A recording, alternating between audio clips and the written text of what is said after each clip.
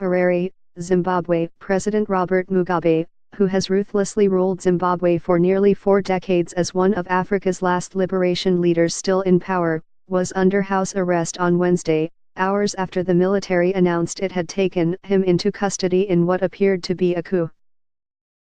The fate of Mr. Mugabe, 93, who kept a tight grip on his southern African nation despite his increasing frailty and diplomatic isolation from the West, appeared to be in the hands of former allies and opposition officials negotiating his future. In the capital, Harare, about half a dozen tanks were stationed around strategic government buildings and intersections. But shops and banks were open, and most people carried on business as usual, perhaps because the apparent coup had occurred without violence or resistance. Soldiers blocked the main road leading to the airport, which Mr. Mugabe, 93, had renamed after himself just last week. The military did not say whether Mr. Mugabe had been removed as president, leaving open the possibility that he may be kept on during a period of transition. But whatever happens to him, it appeared increasingly clear on Wednesday that an era was coming to a close in Africa. Power appeared to be slipping from Mr. Mugabe as outside forces were determining his fate. For nearly 4 decades, Mr. Mugabe exercised unrivaled authority by distributing healthy doses of power, land, and fear. He crushed dissent by overseeing the massacre of thousands of civilians in the 1980s and effortlessly outmaneuvered both rivals in his party and in the opposition.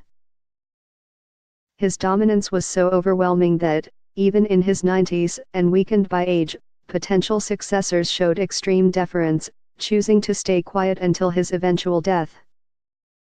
But he appeared to have gone too far in trying to position his wife, Grace Mugabe, 52, as his successor. She entered politics only 2 years ago, had no role in the nation's liberation war and treated with open contempt politicians who had been waiting decades to succeed her husband. President Jacob Zuma of South Africa said that he spoke on the phone with Mr. Mugabe on Wednesday morning, and that the Zimbabwean leader had said he was fine but confined to his house in Harare. Emmerson Mnangagwa, the vice president who was ousted by Mr. Mugabe last week in a power grab by allies of the president's wife, was described by officials to be on his way back to Zimbabwe and was widely seen as the country's new leader. Negotiations were underway between Mr. Mnangagwa's allies and opposition parties to possibly form an interim government that would soften international criticism of the military takeover.